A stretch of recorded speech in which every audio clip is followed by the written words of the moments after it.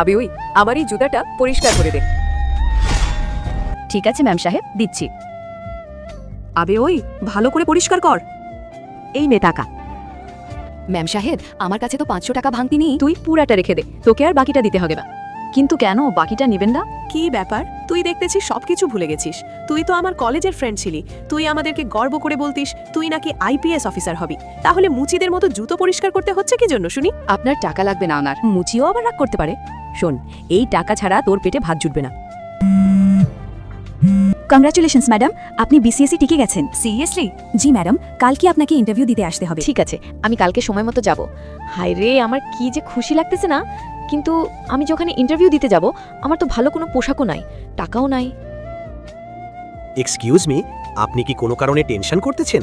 সাহেব, আমি বিসিএসে টিকে গেছি।